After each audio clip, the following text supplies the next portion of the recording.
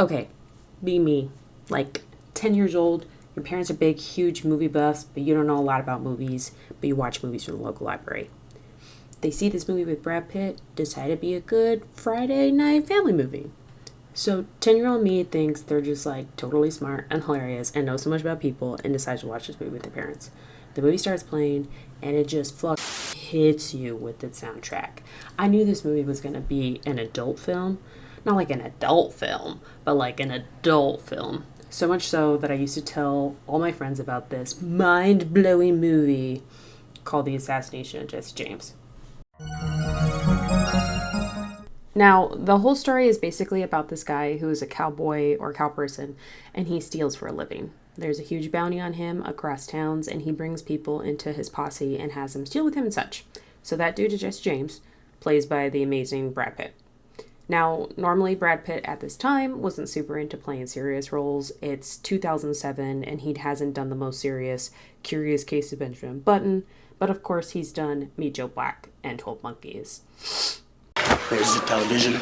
It's all right there. All right there. Look, listen, Neil, Brad. Commercials. Not productive anymore, at least to make things anymore. It's all automated. What are we for then? We're consumers, Jim.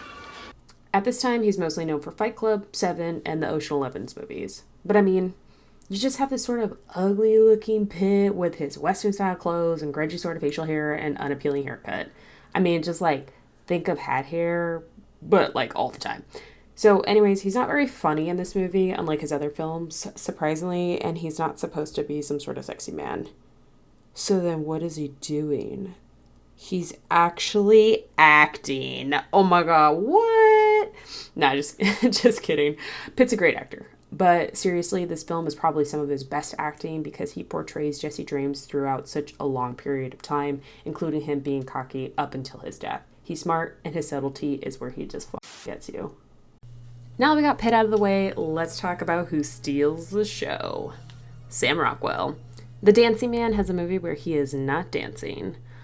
Or is he? Let me look it up. No, he does not dance in this movie. But he does dance a lot around the subject of Jesse James. Huh? You see what I did there? Sam Rockwell does an amazing job throughout the movie, and it's so easy to see him as a funny dude from everything he's done, including the Teenage Mutant Ninja Turtles, the Mr. Right movie. He's in so many other movies that I can't think of right now, but yes. And so when he's cast in this role to play Casey Affleck's brother / accomplice, it's really something quite magical. He has this way throughout the years of the character he plays that he always manages to listen, and just like a brother, he's always quick to try to make a joke or make light of the situation when there's some sort of awkward silence. He's definitely, not the most attractive looking character, especially, again, with his hair and stuff, but he does have this sort of cowardly appeal that draws you in. But of course, it's really the Casey Affleck show. What better actor who would want to be someone and is always in the shadow of someone of his more successful brother than Casey? I mean, he just plays this gross, slimy character that wants to become Jesse James. I mean, who doesn't want to be Brad Pitt? But seriously, it's like Affleck's character was always destined to murder Jesse James from the moment they met. And that's another thing.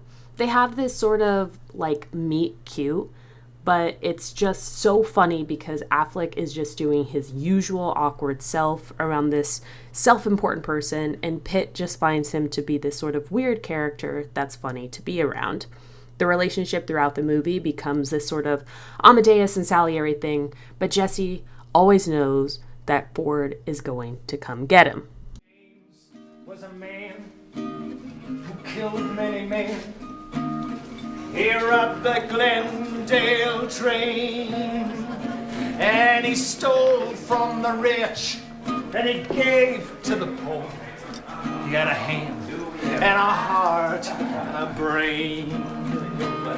Well, Jesse had a wife to mourn for his life. 3 children, they were brave, but that dirty little coward who shot Mr. Howard has laid Jesse James in his grave. Although the acting in this film is really what brings it together, there is amazing cinematography. I mean, have you seen these pictures I've been showing? It's like, ugh, so beautiful. The wide shots, the close-ups, the different hues, and I hate Westerns, and it's like, seriously, who's coming up with this stuff? Oh yeah, it's Roger Deakins. Who's Roger Deakins, you're asking me? You mean the cinematographer for Blade Runner 2049, Fargo, Shawshank Redemption, and his most famous film, Rango? Anyways, what I'm trying to say is that Deakins is a genius, you know? He can really just paint a scene, and you hear the music, and you're in it, and there's nothing frilly, and nothing's taking away from that moment. There's a sense like you're there, like a shot is a painting, and you're seeing it all be mixed in. I just love that. There are a million other things that I could talk about in regards to this movie, like the music, the production quality, the costume, just how many famous white actors are in this film. But ultimately, I think you should check it out because of all the previous things and random things that I said previously. Thank you so much for watching. This is my number 10th favorite film of all time, which is starting off our short video compilation. If you'd like to see the rest of the top 10, please continue following and watching. And I would like to thank itzdamochi for their animation and Pingo for music and editing. And for you for watching this weird video. Anyway, thanks again, and I'll see you next time.